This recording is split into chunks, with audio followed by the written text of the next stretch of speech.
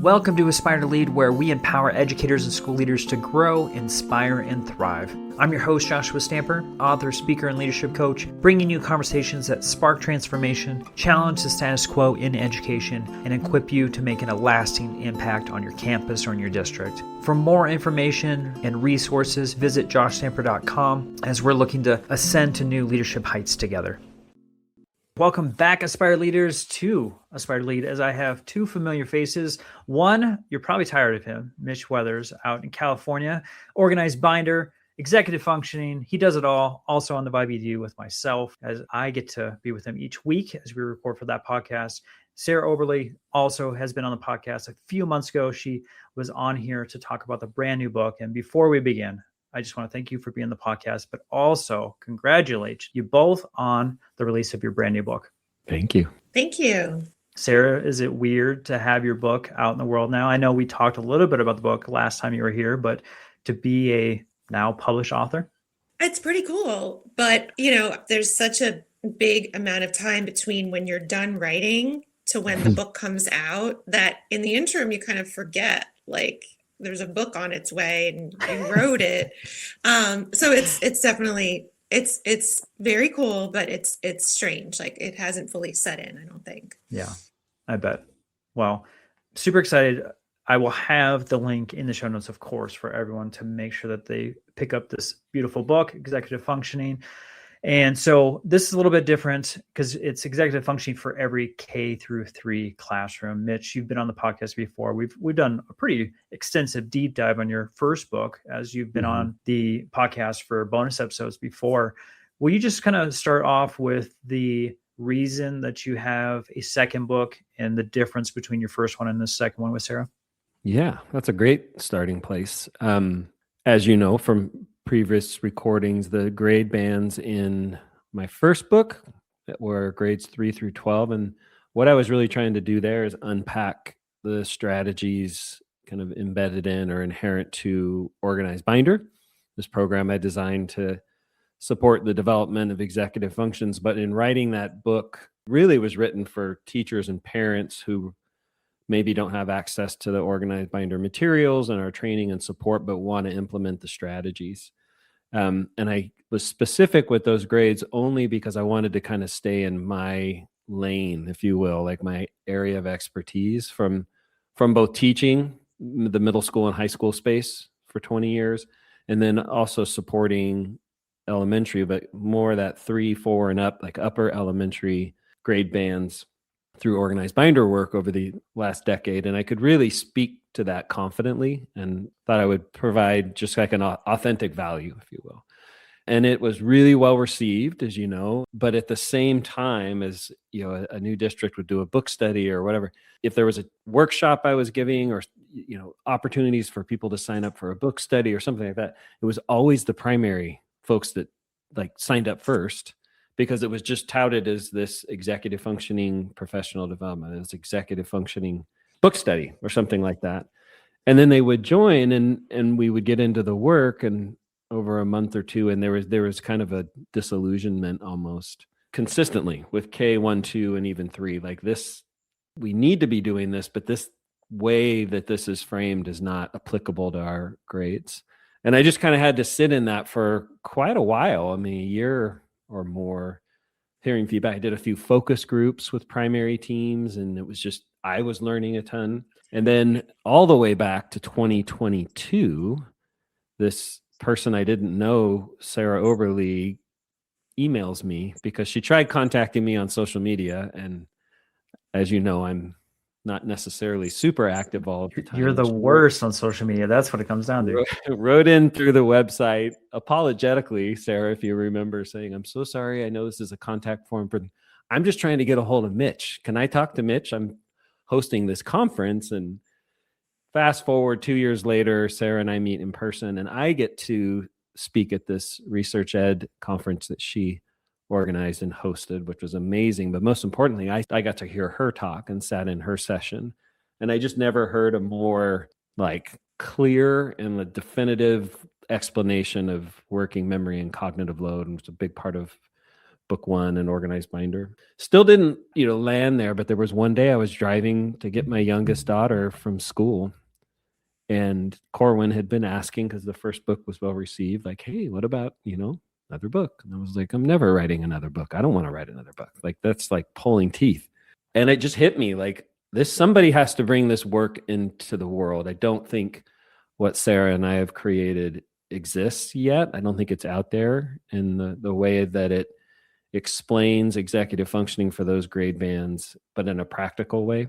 And it just hit me kind of like, we need to write this book, and I know who needs to write it with me. And I think I texted you in that moment, Sarah, pitched the idea, and she fortunately said yes, because I'm really proud of what we've created. And the story goes, Josh, I had this idea of like, well, we kind of have this book map already there for us. We have this book one, so let's just follow that chapter sequence, topically, executive, and we'll have kind of two parts, Mitch explaining, kind of digest, summarizing, and then Sarah translating that into the primary space. And it was funny. It was probably 2 months of writing, Sarah, where we were making progress, and Sarah was so nice to not just be like, this isn't translating. And then one day we were kind of like, the map's not going to work. We need to can all of this and start over if it's going to be relevant and authentic to the younger years. So I mean, like, how much money did he tell you was going to go into your bank account to write with him?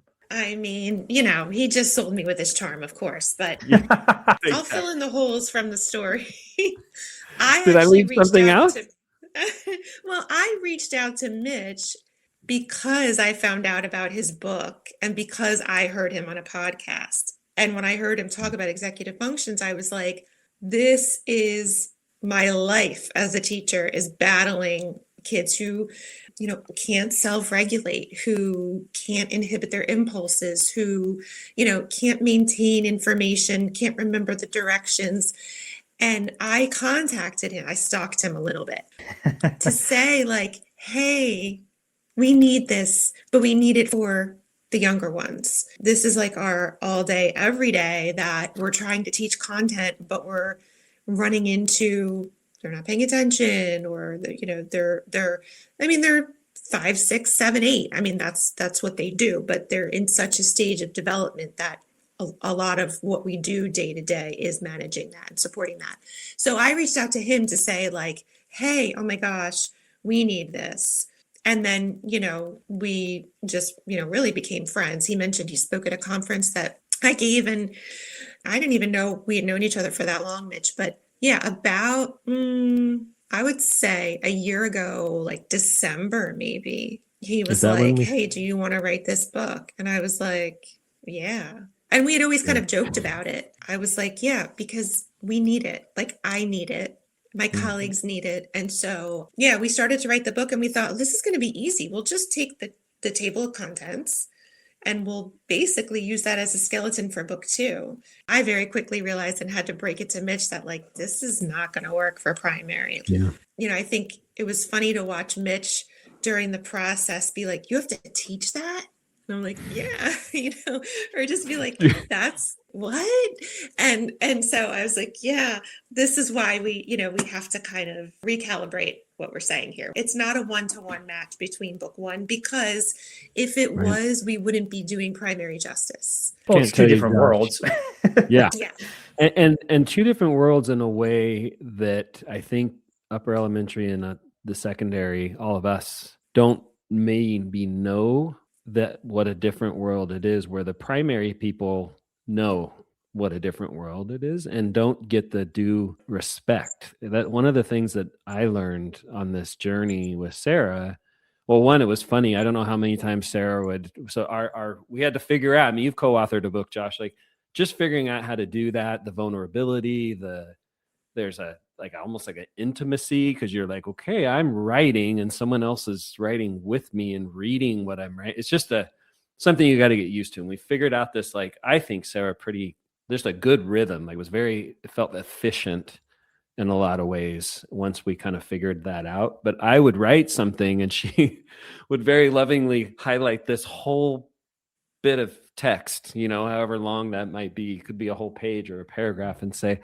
I don't think we need to say this, because every primary teacher on the planet, this is the air they breathe. Like, we'll actually be talking down to them if we say it this way. And that honesty and vulnerability between us, I think, made for a really just a good process. It was that moment where it's like, no, this is something completely different, and we're going to create what needs to be created. And now I'm convinced, and I want every secondary teacher tuning into this conversation, that we would all benefit from spending the day in a really gifted primary teacher's classroom, because when we talk about intentionality, when we talk about executive functions, and Sarah can unpack the core versus higher order, maybe might be helpful. But I would say that, like, do you have to say that? Do you have to teach that, like, over and over? And she sent me a 5-minute video, nonetheless, Josh, of just going through how you put your chair up on the desk and the steps involved. And I was like,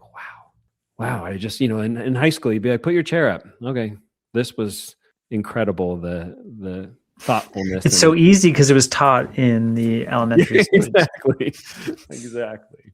They did the work for you, Mitch. Yeah. Sarah, can I touch on something that you said? So many teachers see challenges like impulsivity or disorganization as like behavior issues. And I know you kind of have reframed these things as executive functioning challenges instead. Curious how you make that mindset shift of it not just being a misbehavior. I mean, I won't pretend that it's easy because, totally. like I said, this is what we're doing all day long. We have our own limits, but in the moments when you can step back and say, she's 6 years old, right? And I just told her to get it together. And she's looking at me like, what does that even mean? Like, we really have to try to remember that they are developing their ability to control their impulses, to manage their emotions, to be flexible when something doesn't go as expected.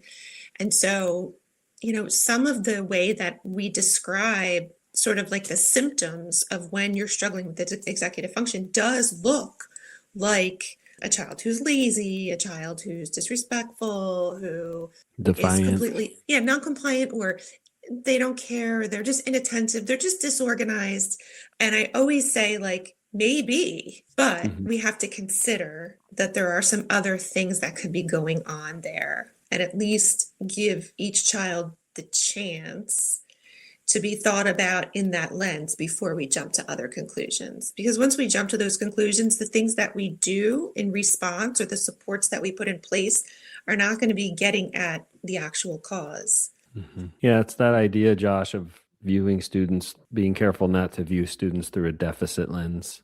Yep. And recognizing that executive dysfunction or struggles with executive functioning, and in particular in the younger years where they're literally just emerging, like they're just starting to develop. But in either case, at any age, that it's about the environment and the person and not the person alone. And when we think about that, like Sarah's saying, it might be willful off-taskness or whatever, but more likely than not, in particular in the younger years, it's probably not willful defiance or whatever it might be. It's looking at it, and I think this is where the book is really going to be an incredible resource, is that how do we start to shape the environment in ways that promote or support the development of these executive functions? And that's just, I think that it's just really fun and interesting work, and it forces the conversation beyond curriculum and content and the standards and the stuff,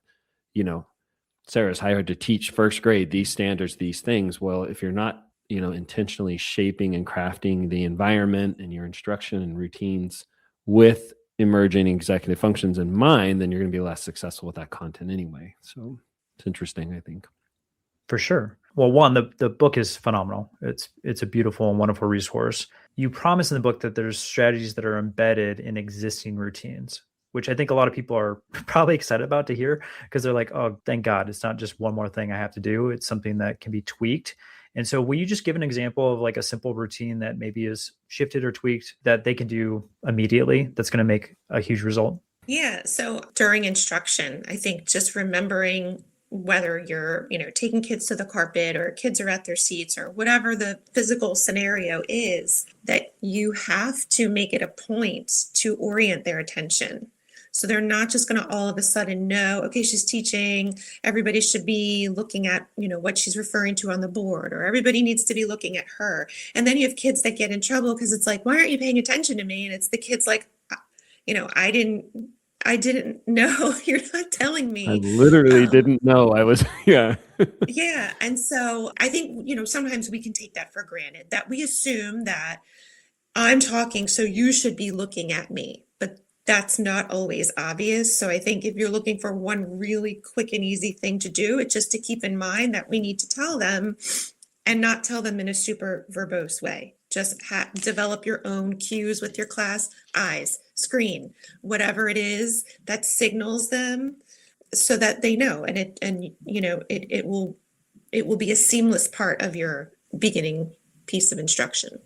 As teachers read, and I can't wait to hear, please reach out to Sarah and I and share your experience when you read it, because it's full of not like scripted, do this. It's more, Sarah, when you say like, consider this, and they're small adjustments that could make a huge difference, and almost all through the lens of, or how are we decreasing interference, things that would keep students from focusing, and how do we increase automaticity, right, with routines and background knowledge and decreasing distractions and whatnot. And a lot of those are just really interesting switches. Sarah tells the story, and actually I think one of the pictures that made the final cut in the book was a picture of a student sitting on their whiteboard and with their little, isn't that the one, Sarah? It has like they have their, right? Because they have a little whiteboard bag with all their supplies. Yeah.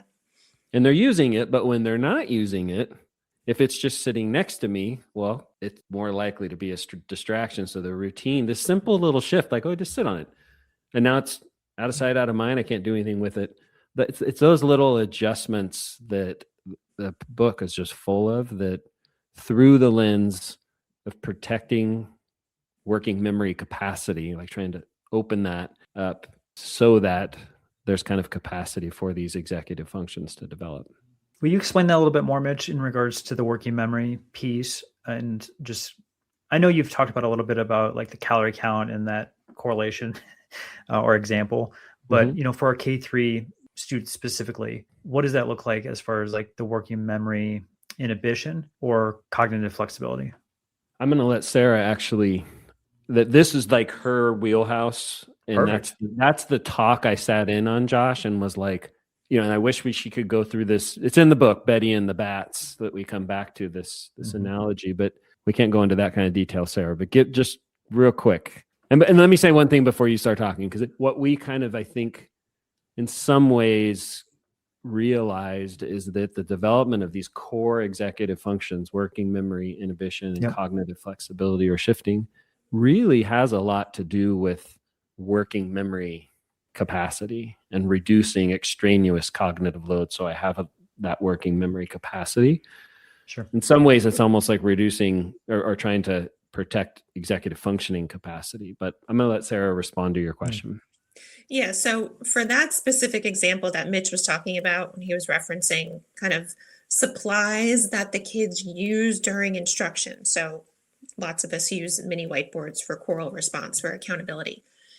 But setting up a routine where those supplies are out of sight and out of hands during instruction. So we know that our kids are going to have mind wandering. I mean, we all do. And we can't control all of that. We can't be inside their minds and keep them focused. But we can avoid putting extra things in their environment that will make it more likely that they will have these off-task thoughts. So something like a whiteboard and a marker that they can be playing with, they can be writing on. When you really want their attention to be focused on either you or some kind of, example that you're modeling or a talk that you're having.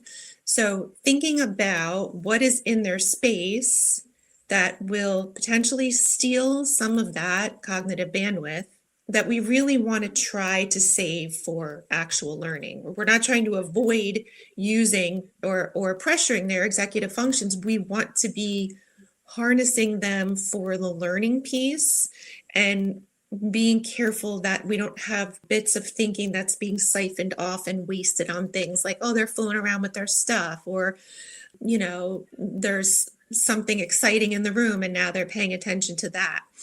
One of the other things I wanted to mention, in addition to things that you can do that we talk about in the book, we also talk about different ways of thinking about things that you're already doing. For example, we all have an alphabet hanging up in our room in primary, probably in upper elementary too. For my grade, and for I'm sure Kay and probably too, if your students need that as a visual reference, think about if you're not sure what a G looks like, and I give you a strip of all different characters and say, find the G. Well, if you knew what a G looked like, you wouldn't need to look up at this reference. So now what we're doing is we're saying, we want you to scan far away, potentially, and we want you to find a character that you're not sure how to use. And that's got to be in the context of probably writing a sentence or probably doing some kind of activity where now your working memory is already challenged because you're struggling to write because you don't have potentially letter identification. So in that case, we want to think about the best thing to do is to have a reference close by, because now our visual field has gone from close to the entire room, and we're looking for something that we don't even know what it looks like. So just thinking about some of the resources that we have that we think are standard. Like I have a 100 chart hanging up. I have an alphabet chart hanging up. That's fine. Everybody can see it. How usable is it? Like Right. The kids that need it, is it actually useful for them? It's the kid that was me that would be scanning the alphabet looking for the G, not sure what the G looks like. But there's other kids in the room that do, and they're up and running.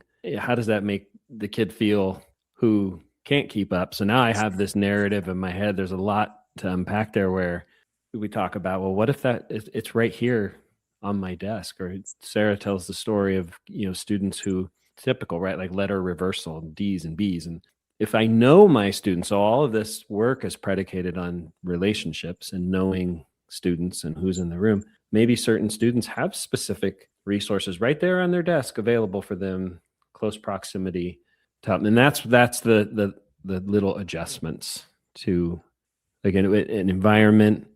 We step back and there's whole chapters on this kind of lens on your environment, the visual environment, the acoustic environment, the physical stuff in the room. Same thing with your instruction, same thing with your routines through the lens of the executive functioning and working memory capacity. It's a really good book, Josh, as you know, because you read it. I was going to say, you don't have to tell me. I love it. But I'm really proud of it. I really am proud of it. Well, and I'm excited too to see, the book just launched, so I'm excited to see the result, right? For you to get the examples and the emails or the DMs or fill in the blank responses of like, oh, we're seeing this occur in our classroom. It's changed the way that we are doing things, which leads me to my next question. Looking ahead, as you're getting these responses, I want to talk about school leaders specifically. Obviously, Aspire to Lead is for them. When they're going to classrooms, if they've had this book, they've done a book study, their teachers are implementing the ideas from the book. 6 months from here, what should they be seeing in those classrooms? What's the ideal things that they're noticing that's making those changes? I'll take that. Yeah, they are seeing very efficient, succinct routines that are not wordy, not ambiguous, and that the kids really have down to a science. They know where to put things, they know where to go, they know what to do. And it's evident that there's forethought that's been used in, if they're doing an activity, have they set it up beforehand, or are you doing instruction and then they're going to go back to their seats and now they have to get the materials and they have to set up their, get their paper ready, all while they're trying to remember what you just taught them. Is your room a place of distraction? Are you respecting the sanctity of the fact that we need really quiet if we're going to be thinking? Now, there are certainly activities that are appropriate for dialogue, but if I am trying to think and there's conversation going on around me, the door's open and the hallway is noisy, my attention is being pulled towards that. So I am exerting attention to suppress some of that noise in the environment. Noise that's not necessary. There's going to be some things that we can't control, but thinking ahead and making sure that we all understand you are talking and that is taking away from someone else's learning. And that becomes not what I'm saying to a child, but they understand that that's the dynamic. In terms of instruction, we're not doing more instruction, but we're pausing earlier in instruction to perhaps maybe there's an activity, an independent activity, and I'm going to give you instruction and you're going to go do number one, which is related to what I just taught, versus I'm going to teach the whole lesson, then you're going to go back and do 1, 2, 3, 4, 5, and I hope that you remember all of it.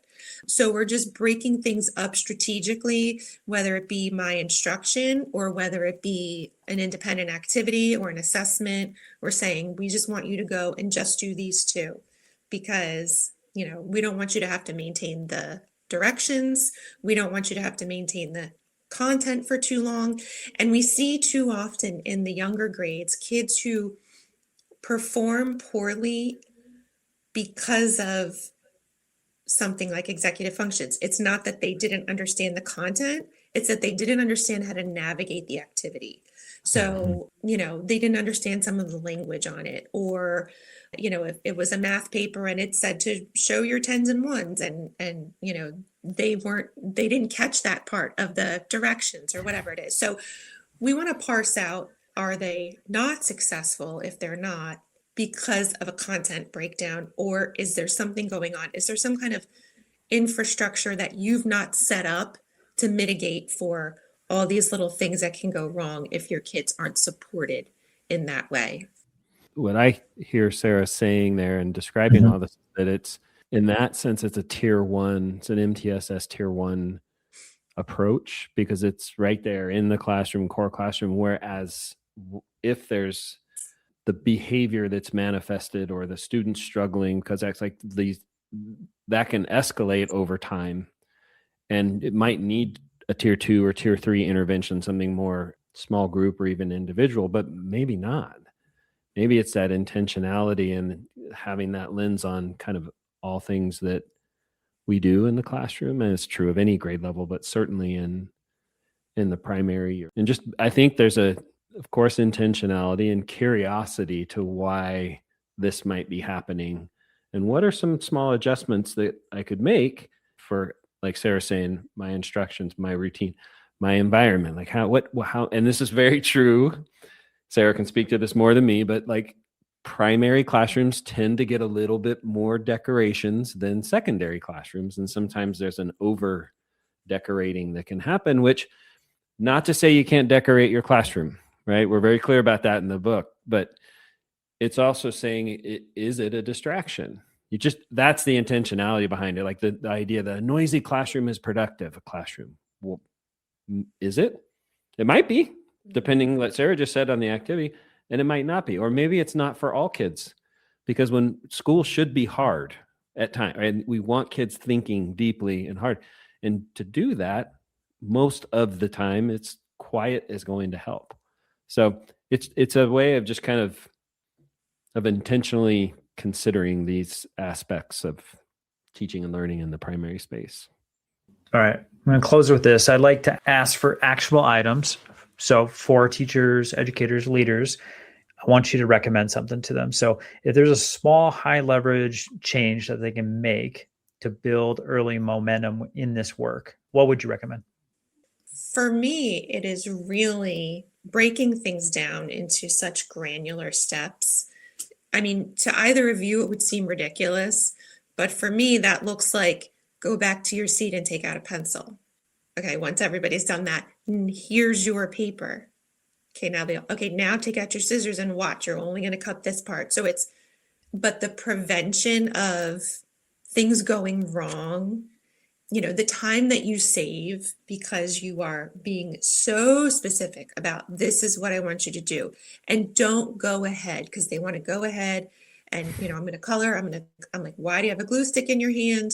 So I think just really breaking things down, it feels like, okay, this is just a lot of talking and this is not necessary. But on the back end, when things look the way you want them to look, because in addition to helping your students get through the activity correctly, you're also teaching them habits of this is how we're going to do things. Like, this is how we're going to cut things. This is how we're going to go clean up. Then we stop. So I think that your primary audience will resonate with this probably much more than you two are right now. But I think being so specific, and Mitch will tell you, like, I teach my kids how to put the caps on their markers. Like, we have a conversation about they will dry out. So we say we're going to snap our caps, but being that granular, it is so helpful because it takes the ambiguity out. And that's one less thing that your kids have to kind of figure out and flounder through. Right. That's what Lisa Delpit describes as we have to be careful not to avoid or miss the very explicitness children need to understand the rules of a classroom culture. Like just that whole interpretation. And when you get that granular, that specific, like the video of how to put your chair up, didn't start with pick your chair up. Not even close. That was like, what, step 5 or something, Sarah, in this video. But it's that granular. And then kids can, one, you're preserving that working memory capacity, but there's also more opportunities for success when there's less ambiguity in the learning environment. That clarity is really important. But in those grade levels specifically where, Josh, for us secondary folks, I might be able to give you 5 instructions, or just, I could tell kids at the beginning of the class, probably, hey, at the end of the class, we're going to put our chairs up. That's the routine. I'll remind them a few times, over the course of the first week or whatever. And then it's just gone. It's done. And that it just looks different in the younger years. And I really hope secondary teachers, upper elementary, middle school, and high school teachers read this book in the same way that primary teachers read the first book. And there's overlap between core and higher order executive functioning, of course. I think there's good cross-pollination, even though you might not be teaching K1, 2, or 3. Yeah, I think it's just good information for all of us to have. I mean, you got to know where your kids were coming from or where they're going, and you need to make sure that you have that knowledge. So again, I'm going to throw the book title up on the screen for those who are watching on YouTube, but Executive Functions for Every K-3 Classroom, Promoting Self-Regulation for a Strong Start. I want folks to reach out to you. Mitch, I don't know if you want to send them to social media because you've already shared the story about how you don't really check that, but if they have a question, they want to get in contact with you. You are getting better. They should just reach out to me and I'll filter them. So where do you want to send folks? Mitch, you can start us off. I'm probably more, if you want to just, I tend to be, if you're thinking social media, I tend to be a little bit more LinkedIn than anything else. But organizebinder.com contact form, or just Mitch at organizebinder are the ways to get at me. Mitch at organizebinder is my personal email, but perfect. Sarah's route was go to the contact form and that'll get to me too. Yeah, I know how to track them down. Yeah, for me, you can find me on LinkedIn. Pretty active on Twitter. My handle's on the screen. Or Sarah at sarahoberle.com. You can reach out to me about anything. Or go to sarahoberle.com, her website, and hit the contact form. Perfect. We'll make sure all of that, is in the show notes for folks. It'll be super easy. They can just click the link and either follow you or get in contact with you at the various places that you mentioned. I wanted to thank you both for your knowledge, your wisdom that you have, not only in the resource, but of course here on Aspire to Lead. And I am so excited for this book to see how it's going to ripple through the world of education. I know it's going to make a huge impact, and I hope everyone that's listening jumps into the show notes, clicks that link, and purchases it right away, because I know for a fact that it's going to make a huge change, not only in your classroom, but on your campus. So with that, thank you, Mitch. Thank you, Sarah, for being on Aspire to Lead once again. Thanks Josh.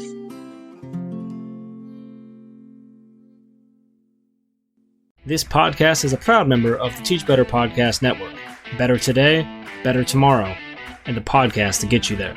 Explore more podcasts at www.teachbetterpodcastnetwork.com. We'll see you on the next episode.